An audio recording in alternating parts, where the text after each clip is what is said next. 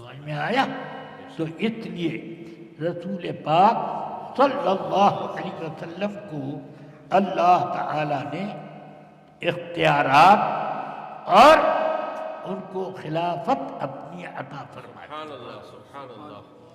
اللہ کے سب سے اہم اور سب سے بڑے نائب میرے آقا سید کائنات صلی اللہ تعالیٰ علیہ سبحان وسلم۔ اللہ، بے شک۔ اس لیے جو کچھ وہ کہیں گے وہ حکم الہی ہے، اس لیے ان کے احکام سے اگر کوئی سرے منہ تجاوز کرتا ہے تو اس پر گرفت ہوتی ہے۔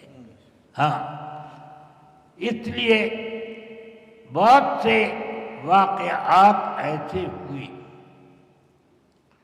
کہ رسول پاک صلی اللہ تعالی علیہ وسلم نے لوگوں کے لیے الگ الگ حکم دے دیا۔ مثال کے طور پر بخاری شریف، مسلم شریف، سیاستہ کی ہر کتاب میں یہ حدیث موجود ہے۔ سیاستہ میں مسند احمد ابن حنبل میں کہ رسول اکرم صلی اللہ علیہ وسلم نے بقرعید کا خطبہ دیا۔ بقرعید جان رہے ہیں نا؟ ہاں، یعنی وہ قربانی والی عید جو ہے اس کی نماز پڑھائی، خطبہ دیا۔ خطبے میں فرمایا آج ہمارا سب سے پہلا کام نماز کا ادا کرنا اور دوسرا کام قربانی کرنا ہے۔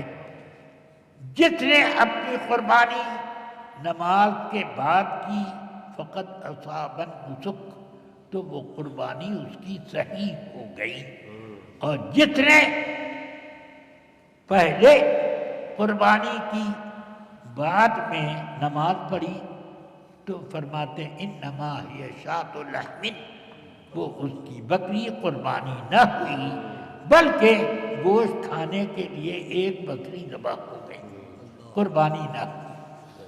سمجھ گئے؟ ابو بردہ ابن نیار رضی اللہ تعالی عنہ اٹھ کر کھڑے ہو گئے۔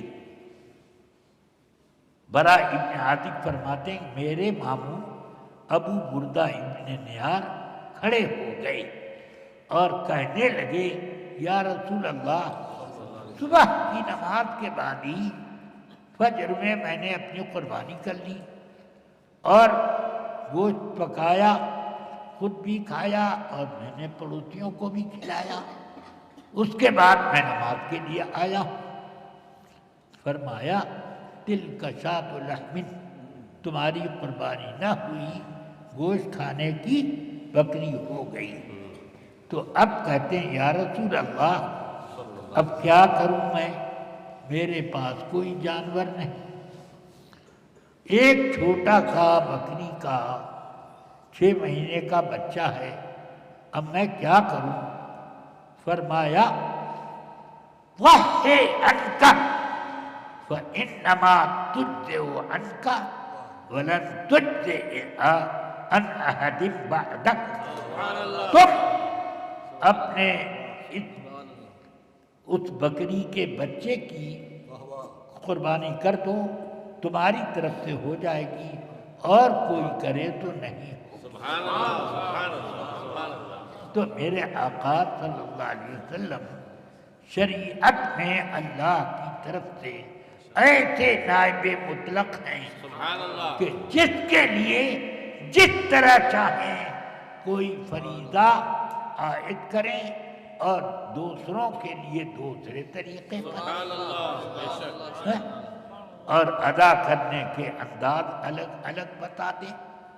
یہ اس لیے اب میرے آقا صلی اللہ علیہ وسلم نے اپنے اختیار سے یہ کیا، اختیار سے بہت سارے کام رسول پاک صلی اللہ علیہ وسلم دیتے تھے۔ مکہ فتح ہوا تو حضور نے فتح مکہ کے بعد خطبہ دیا اونٹنی پر سوار ہو کر کہ اللہ نے مکے کو حرم بنایا، یہاں کسی جانور کا شکار کرنا جائز نہیں اور نہ گھاس کاٹنا جائز، نہ کٹیلا توڑنا جائز، کانٹے وغیرہ وہ بھی کچھ نہیں جائز۔ کوئی درخت جو اپنے سے پیدا ہوتے ہیں وہ نہ کاٹے جائیں۔ سمجھ میں آیا؟ یہ فرمایا۔ اور یہ جب سے اللہ نے پیدا کیا، یہ اللہ نے اس کو حرم بنایا، لوگوں نے اس کو حرم نہیں بنایا۔ یعنی یہ اس طرح پر نہیں ہے کہ جیسے لوگ بتا دیتے ہیں کہ یہ ہمارے ملک کا کیپٹل ہے، یہ ایسے نہیں ہے، بلکہ اللہ نے اس کو ساری دنیا کا کیپٹل خود بنایا۔ سمجھ میں آیا؟ آدمیوں نے اس کو نہیں بنایا، اللہ نے اس کو کعبہ بنایا ہے، حرم بنایا ہے۔ تو اس لیے کوئی نہ شکار کرے، نہ کاٹا کاٹے، نہ کوئی یہ نہ وہ، اور کوئی میرے یہاں پر قتال کرنے سے حجت نہ بنائے۔ سن لو، اللہ تعالی نے میرے لیے، صرف میرے لیے مکے کو حل بنایا، اور وہ بھی 1 گھنٹے کے لیے۔